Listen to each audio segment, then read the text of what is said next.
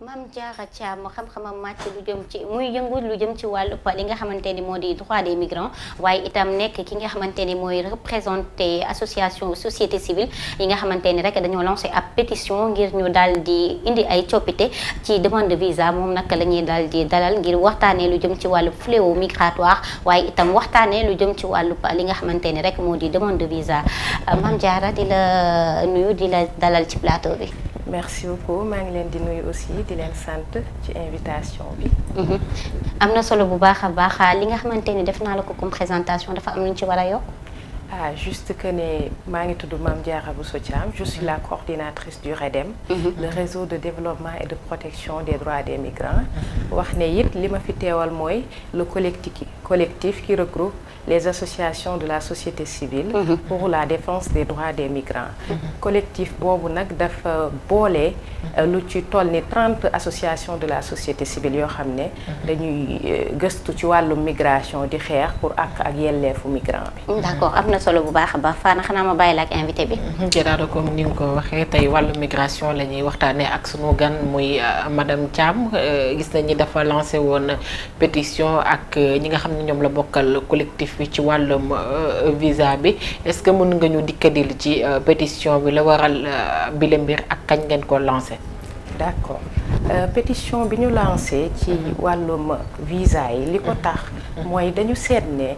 fan yi passé dañuy gis ne lu ci bëri suñuy doom ñu ngi fi jógee yéeg ci ay gaal dem pour uti bitim réew ñu ci bëri perte ci seen bakkan ku ci nekk nag danga naan li waral loolu lii tey ji la ñi naan cause économique la dëkk bi metti na ñi naan c'est parce que ils ont besoin de voyager pour seeti leneen lu bees ñun tamit ñu xool ci cause yooyu xam ne tamit li indi migration irrégulière boobu ñuy tudd lu ci bëri mooy visa yi nga xamante ne pour am ko jafe na lool ci réew mi. ndoguma la sax dafay nekk pàcc boo xam ne solo bi ñu koy jox sax daanaka bariwul parce que booy liggéey ci wàllu migration ñi ngay dajal ñi ci ëpp ils ont pas cette information que ni war nañu mën a jaar ci yoon bu légal également ñu nangul leen ko ñi ci bëri li ñuy wax mooy ñàkk tax ñuy dem di tukki problème mu rejet visa yi dañuy faral di ko bàyyi muy des ginnaaw li ci ëpp. dëgg la dañ koy fàtte. parce que tey jëlee bu ñu xoolee xam ne li ci jëm ci migration c'est un droit fondamental boo xamante ne la déclaration universelle des droits de l'homme moo ko consacré kon nit ku nekk war na mën a toog ba ci yàgg ab diir bëgg a dem seeti beneen dëkk soit mu wuti fa liggéey soit mu fekki fa njabootam wala famem soit mu jàngi fa soit tourisme daal di ko fa jëlee maanaam dem xooli dëkk ba na mu nekkee ñu ci bëri nag dañu seetlu ne chaque jour dañuy sensibiliser jeunes yi naan leen toog leen parce que migration bi baaxul certes on veut retenir les jeunes ñu toog ci réew mi liggéey ko mais war nañu tamit jeunes yi bu ñuy dem ñu may leen noo xamante ne dinañ demee par la voie régulière te loolu yombalal visa yi informer leen ci dina tax ba ñoom ñu mën a dem facilement sans perte ci seen bakkan parce que mën nañ leen yiir leen ne leen toog leen ci réew mi liggéey fi mais tamit ku bëgg a dem war nañu xool nu muy jaar pour mu dem ñun nag ci collectif bi ñu daal di toog xam ne demande visa yi métit gi ci nekk papier yu metti yi ñu lay laaj xaalis bi ci jëm fu ñu toog waxat ak ñi ñu jiite ñu xool ñoom nan nañuy defee en matière de diplomatie pour wax ak dëkk yooyu mu xam ne suñuy dëkkandoo nag ñu xool nan nañuy def ba booy ku ciy dem nga mën a am visa sans yenn jafe-jafe. d'accord justement dans le même sillage lu jëm ci wàllu visa ñu seetlu ni rek africain yi bu ñuy faral di wuti dëkku li nga xamante ni rek moo di réewu tugal yi dañ leen di faral di imposer visa et tel n'est pas le cas avec les européens lan moo waral lu ni mel. déjà pétition bi bu ñu ko lancé lu ci bëri ci nit ñi ñu dégg ku ci nekk ñu ngi naqarlu ñuy tukki di ñëw wala ñi am famille métit gi ñuy daj ku ci nekk lan ñu njëkk a wax danga naan ñu pourquoi pas la réciprocité tey jile ñoom nañ ñuy demander visa di ñu demander yenn papier yi ñun tamit war nañ leen ko mën a demander ba tey jile bu ñuy dugg ci réew mi ñoom it ñu servir les documents et les coûts yi nga xamante ne mais est-ce que yéen a ngi ci jéego ngir réciprocité bi ngay wax moo am avec les autorités yéen a ngi am ay waxtaan ak autorités mën leen a wax ni que réciprocité dafa war a am Bien sûr, parce que les dés sont jetés. Déjà, la campagne, on ne s'arrête pas à la pétition tout simplement. Buñ paree ci pétition bi, ñu ngi dem ci randonnée bu ñuy organiser le 17 décembre, Inch'Allah. Randonnée boobu dina permettre message yi ñu war a passer yëpp ñu passer ko au niveau national et international. Buñ jógee ci randonnée boobu, le 18 décembre, muy journée de commémoration de la journée des migrants. Donc dinañu permettre ñu toog ñun joxe suñuy recommandation wax ak njiit ñi lan nañu bëgg ci visa yi ak nan nañu bëgg ñu doxalee ak seeni naataango yeneen réew yi. D'accord, beneen ci wàllum pétition boobu sax bi ngeen ko lancé ba léegi ñaata signature ngeen ci am? Déjà ñu ngi tendre vers les 1500 signatures et ça fait même pas encore une semaine de signature. Donc on est en train de divulguer parce que en général les Sénégalais n'ont pas assez d'informations. Donc c'est ce genre de plateau qui permettent ñu jàllale information bi. Tey jile ku gis visa bi rek gis tamponné bi image bi ànd ak pétition bi la première chose nan laay def ba tukki. Alors que tey jile pétition boobu buñ ko jëlee jox ko gëdd gi ñu ko war a jox dina tax ba tey jile ku bëgg a tukki dina tukki peut-être facilement. Li ñuy oo nag mooy suñu nguur gi ñu dégluñu.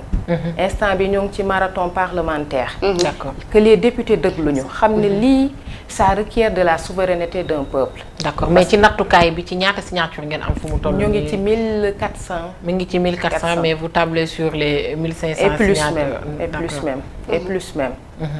Gérardo dafa am. d'accord am na solo bu baax a baax sànq laaj bi ma laajoon sax naka ci lay rebondiraate mu mel na jamono yuñ toll comme ni ma la ko doon waxee tout à l'heure ñi nga xamante ne ñooy tubaab yi buñ fi faral di ñëw kenn du leen laaj visa alors que ñun africains yi dañuy faral di laaj visa est-ce que du ñoom tey li ñu comprendre mooy tey bu ñu yombalalee tukki bi ñooñu nga xamante ni moo di xale yi ak fléau bi nga xamante ni gis nañ ko xale yi ni ñu màbbandoowee di dem ci yoonu tugal est-ce que du dañu nar a envahir seeni ay réew looloo tax ñu koy bañ.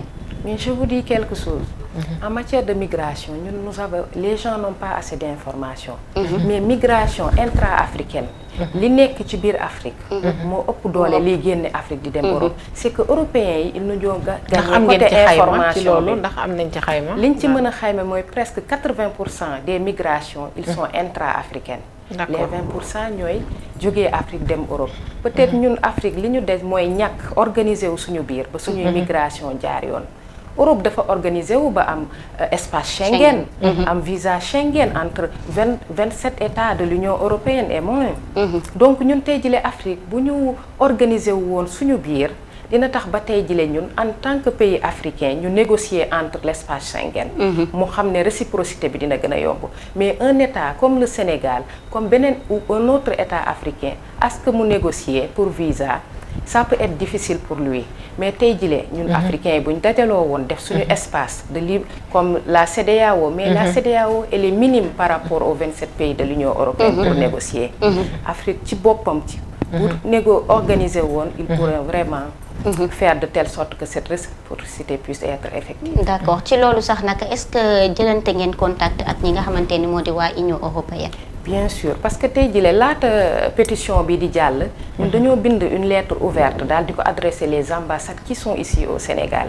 ku ci nekk dem nañ ba sa ambassade jébbal la lettre bi expliquer la ñun lan nañuy laaj par rapport ak aux facilitation ci octroi du visa donc ci ñoom nañu njëkkee. daal di leen jox lettre yi lancer pétition bi nekk di waxtaan ak nguur gi di waxtaan ak député yi di leen lancer un appel à ce que ñu déglu la société civile parce que préoccupation bi ñun ñoo ko bokk lii di dee ci géej bi ñun ñëpp la ñoo ko mettitlu tout à fait donc il faut trouver une solution mais solution boo xamante ne c'est inclusive c'est vrai qu'on salue peut-être ce que l'État fait parce que État tey jile mu ngi taxawal luy stratégie nationale de lutte contre la migration irrégulière mais bëggoon nañ loolu tamit ñu dugal ci problème mu visa yi à part entière pour ñu jël ko en charge que politique migration document politique migratoire bii ñu validé récemment il y a même pas une semaine que politique boobu mu jël en compte les problèmes des visas parce que première chose bi ñuy wax pour am visa déjà il y a beaucoup d'intermédiaires léegi nekkatul citoyen bi ak ambassadeur bi direct. les agences d'intermédiaire. ñooñu ñoo gën a yokk des fois le coût mais les difficultés. te li ci gën a metti sax du agence boo xam ne Sénégal wala ay entreprises sénégalaises ñoom ñoo gagné bi les marchés. Ce sont des entreprises yoo xam ne c'est international. Si on prend l'exemple de VS Escom ni nga ko waxee du mbir moo xam ne ci réew mi la nekk. ci beneen laaj rek yaa ngi wax ni li nga xam ne moom mooy la CEDEAO war nañu mën a boole li di seen doole nekk ci benn comme ñu def nu espace Schengen def laaj bi kay mooy ndax bi la mbir dina yomb parce que da ngay xool bi ñuy defar carte CEDEAO bi pour libre circulation dans le principe c'était pour la libre circulation des biens et des personnes ci bile espace mais bi la mbir sax dans l'application ça pose problème fii ci Ghana rek man mii ba may dem Ghana dama obligé yóbbu sama passeport te pourquoi pas mënuñu utiliser li nga xam ne moom mooy carte d'identité bi la CEDEAO nga xam ne ñun communauté bi ñoo ko bokk. waaw loolu dama naan ba tey jilee ci lu des lu bëri ci le protocole de libre circulation de la CEDEAO ñun en tant que africain na ma leen waxoon rek ci tàmbale gi il faut que ñu toogaat waxtaan parce que on parle même d'un passeport africain mais passeport africain boobu où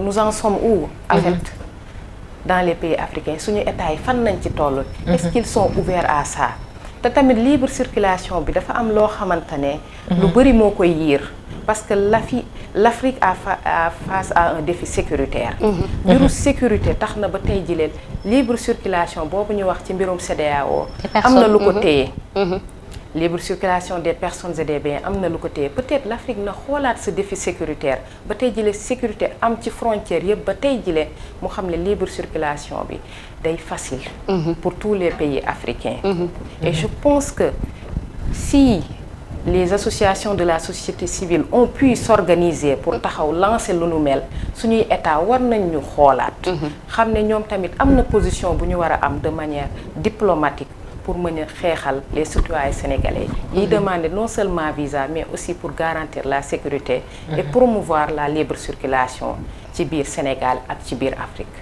am na solo bu baax a baax promotion de la libre circulation alors sànq yaa ngi koy wax ngay xam le ni rek bindoon ngeen une lettre ouverte ñi nga xamante ni moo di waa Union européenne est-ce que am ngeen retour par rapport ak loolu est-ce que tamit seen combat bi yéexoo leen ko porter aussi. non je dis non parce que chaque combat vient en son temps combat bi nekk ci waxtu bi ñu ko defee parce que tey jii ñun société civile ba ñuy door di casse pour document politique migratoire am boobu les médias yu bëri ump na leen waaye intéressé wuñ ci parce que bañ yàggee di béy suñu waar ci migration di sensibiliser di dugg ci àll bi di wax ak nit ñi yàgg na peut-être tey jii nit ñi ñoo gis gaal yi commencé bëri mais le Sénégal la migration irrégulière n'a jamais cessé. Ça c'est clair. Au moment même où nous parlons en ce moment am na gaal yuy quitté di dem peut-être les niveaux d'information ne sont pas toujours les mêmes mais yàgg nañ nekk ci combat bi di ci liggéey jamono jii nag biñ demee ba xoolaat suñu taxawaay ci nañu jël le problème des visas parce que c'est un objectif que nous évoluons te tey jii gëm nañ ne mbiru visa yi moo gën a yitteel population bi par rapport à la demande. D'accord li nga xam ni ci ngeen di liggéey sax la protection des migrants ci la bokk ndax yéen a ngi jël bi le aspect muy la santé mentale des migrants parce que li ñuy nemmeeku li ci bari mooy migrants yi bu ñu jugee ko ci voyage yi nga xam ni dafa métti torop bu ñu ñëwee li ci bari seen i bopp daanaka day dem situation bi ñuy dund ci seen santé mentale dafay métti torop ndax yéen a ngi jël bi la aspect en compte ci seen collectif bi. bien sûr parce que le collectif dafay dajale organisation yu bëri am na ci ñoo xamante ne droit migrant rek a leen tax a jóg am na ci ñi nga xamante ne moom c'est la santé du migrant am na ñoo xamante ne c'est pour les migrants de retour am na ñoo xamante ne c'est pour les femmes migrantes et les enfants migrants donc dañuy jël ponk boobu parce que y a cette préparation psychologique boo xamante ne un migrant de retour war na ko am pour une réinsertion sociale ki tukki ay at ñibbisi il est en déphasage avec ce qui se fait ici le migrant qui est en Europe qui est face à des problèmes aussi soxla na un apport psychologique te ci biir organisation il y a des centres d'accueil et de réinsertion des migrants. Donc on est là à tout moment pour aider les migrants selon notre domaine d'intervention. D'accord. Ci lan ngeen jàpp ni bu ñu ko tegee ci bile réew dina saafara li nga xam ne moom mooy problème mu visa yi? Déjà première chose bi ma leen waxoon sànq mooy les services intermédiaires. Il faut qu'on aille à l'élimination de ces services intermédiaires. Bu ñu paree ci élimination services intermédiaires yooyu il faut ñu xool le coût des visas. Donc il faut que les coûts qu'on diminue les coûts pour permettre peut-être à tout un chacun de déposer. Troisièmement, il faut que les refus, quand on te refuse un visa, il faut que ça soit un refus motivé. Lii moo tax ñu refuser la. Et pourtant dañuy bind motivation refus yi. Mais bon, ce sont des coches, des carrés qu'on coche. Est-ce que ça peut permettre à une personne de comprendre exactement lan moo tax ñu refuser la? D'accord, parce que kenn mën na déposer sax ñu mu war a am dossier yi dafa matul kooku amaan na bu ko notifié woo ko ne ko kat yow sa dossier bi matul wala sa extrait de naissance bi nga dugal date bi dafa passé kooku mën na dellu si waat jéem a rectifier bile erreur, mais information yi ciy tukkee ci wàllum refus yi daanaka dafay xaw a sooxe bu baax a baax comme ni nga ko waxee. Bien sûr. Parce que tey jii ki dugal dossier préparer dossier am yëpp daal di teg nga ñëw cochel ko ne ko par risque migratoire ou autre exemple kooku du xam exactement lan moo ko téye découragement da koy dal parce que service intermédiaire bi jël na ci wàllam ci xaalis bi frais visa bi ñëw mu dajale ay papiers jël temps am et tout ñëw déposer nga jox ko refus catégorique boo xam ne qu'est-ce que vous entendez par les services intermédiaires mooy genre VSF genre yooyu noonu? Oui, ce sont ces services là yi nga xamante ne ñooy nekk entre le citoyen qui veut déposer et l'ambassade. Donc ce sont ces services. Donc on veut passer à une élimination de ces services pour que mu am aucun intermédiaire entre le demandeur et l'ambassade. Parce que explication mën a leer à ce niveau. Parce que bu leerul rek mooy indi problème yi. Vous vous rendez compte que ñiy jël gaal yi ñu ci bëri c'est pas des analphabètes. Ce sont des enseignants. ñoo xam ne ils sont diplômés, des étudiants. ñoo xamante ne ce sont des élèves.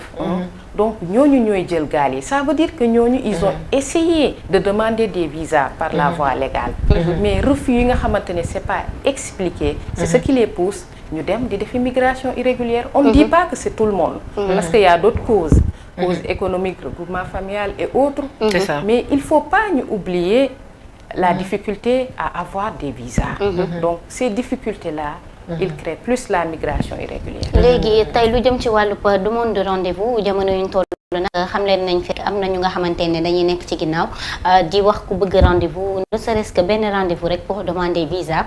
da ngay fay lu toll ci 300 jàpp 400 000 ci wàllu woowu ban taxawaay ngeen si am. On veut que l'État du Sénégal. Avec les représentations diplomatiques, muy ces ambassades et consulats, de sécuriser les systèmes de rendez-vous. Parce qu'il y a beaucoup de fraudes yu nekk ci suuf. C'est ça. C'est On clair. ne peut pas avoir un site de rendez-vous alors que personne, kenn mënu cee jël rendez-vous. Pour am rendez-vous, tu es obligé de payer 600 000 francs.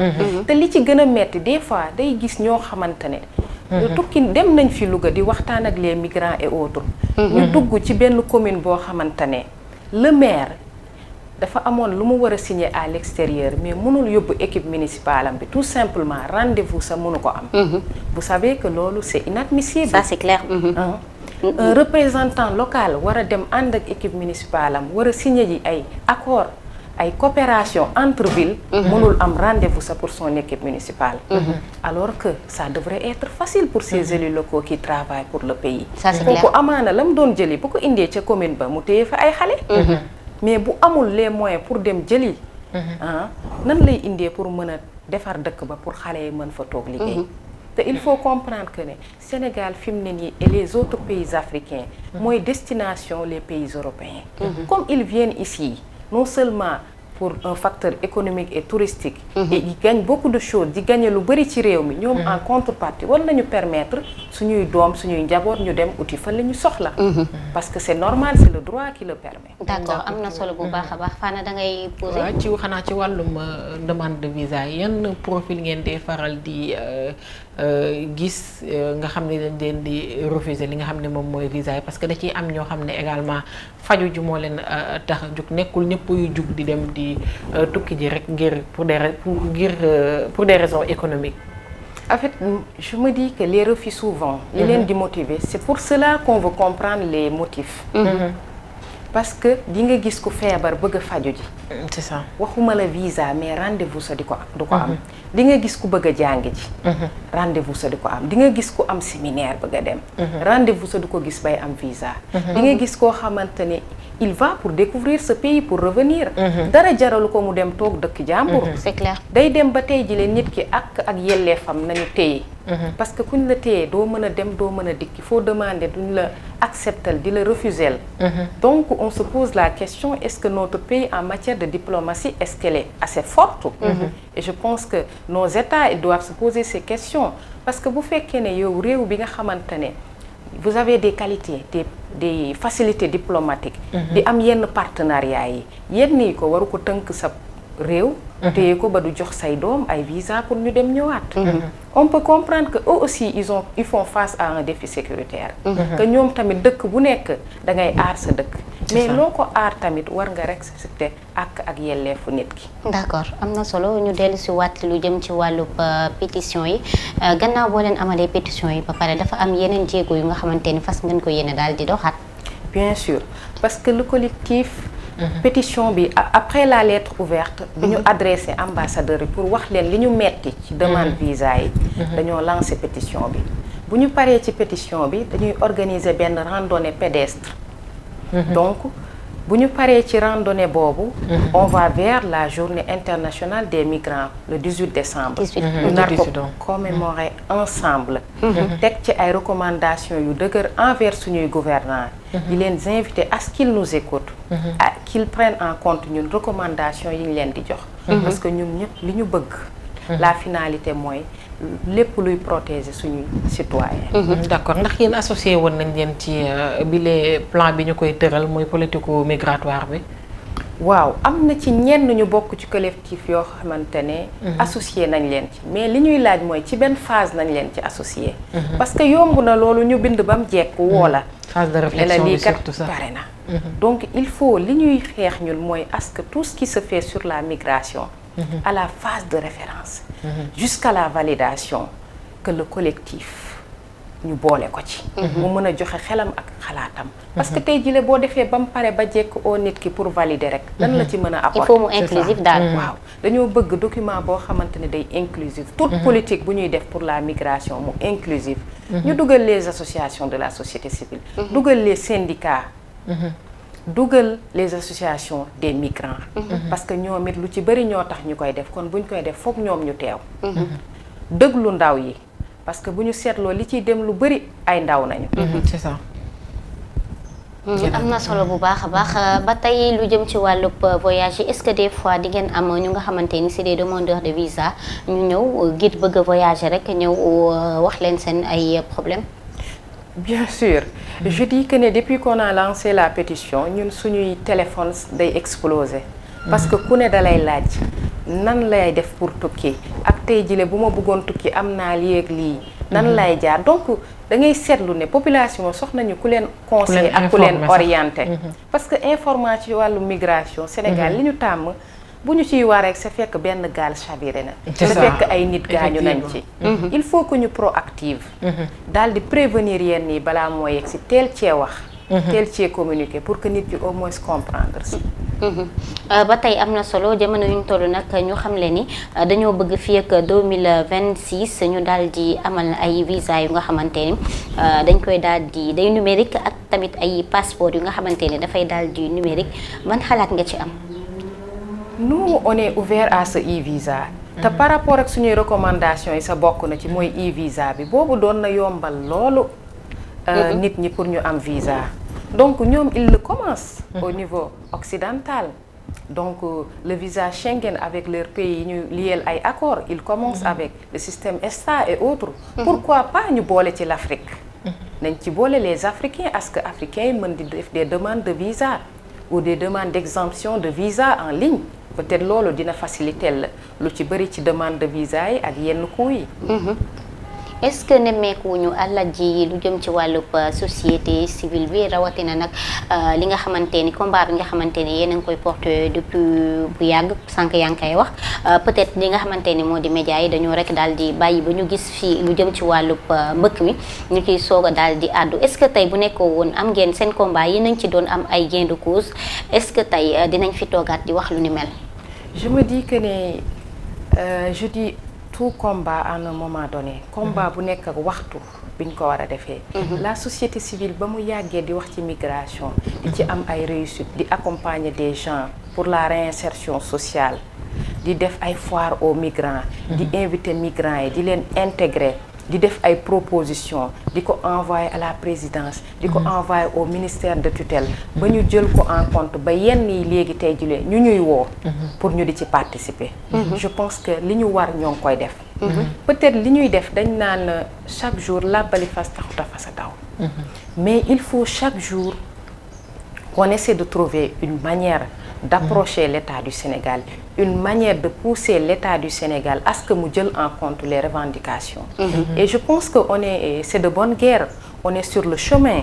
Parce que déjà avec cette pétition, avec cette campagne, avec la randonnée, avec la journée du 18 décembre, on va toucher plus de cibles. Nous sommes des jeunes, mais non, je dirais, ñi ñu jiitu dans la société civile, ils ont fait leur temps. Ils ont assisté les migrants qui sont à l'extérieur. Dimbale nañu migrants yooyu déglu nañ leen boole nañ leen ci cadre yoo xamante ne seen baat dinañ leen dégg. te lu bëri état moo ngi koy jëmale ci wàllum migration. Je peux dire que c'est en partenariat avec la société civile moo xamante ne du mës di arrêter di joxe ay recommandations en ce sens.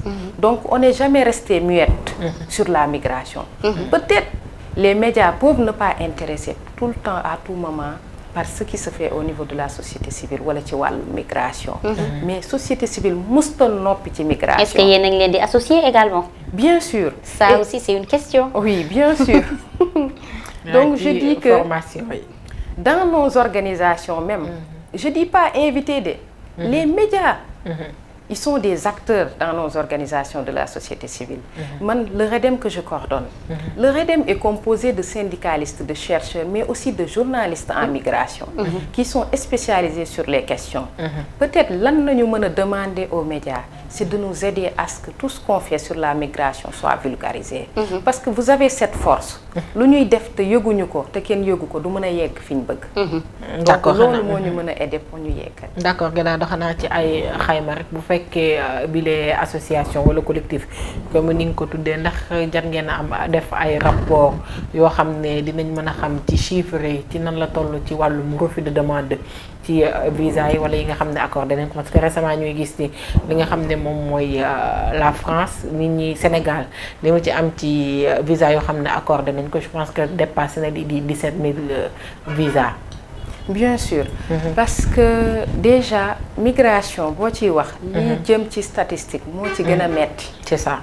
li jëm ci statistique pour am ko ci moo ci gën a metti. Ce sont des estimations nañuy am souvent. Des fois c'est difficile ñu am yenn chiffres yi parce que on approche les ambassades. Mais c'est difficile à ce qu'ils partagent les chiffres avec nous. li ñu mën a tënk mooy bu ñu seetloo ci demande yi. boo jëlee 2014 ba 2020 da ngay gis ne plus muy avancer plus demande yi di gën a baisser. Ça montre que les gens maintenant du ñuy demander ci sax dañuy daw vers la migration irrégulière parce que gisuñu fa lu dal seen xel. Seetlu nañ tamit ne demande yu ci bëri lu néew nañ ciy accepter.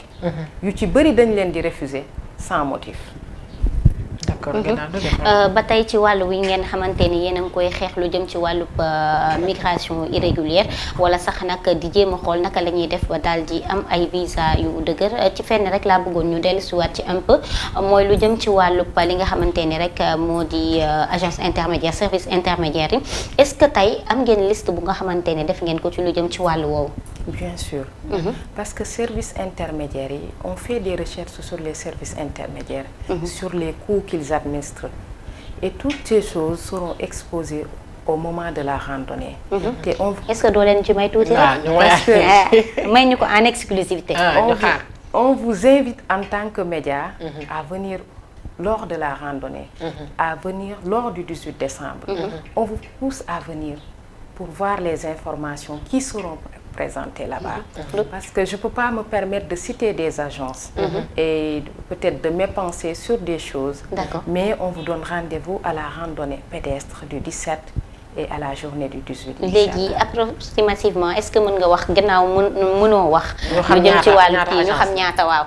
en fait liñ ci tënkagum ci agence yi nga xamante ne moom nañu ëpp lu sénégalais di liggéey 2 la. benn bi wax nga ko léegi VFS.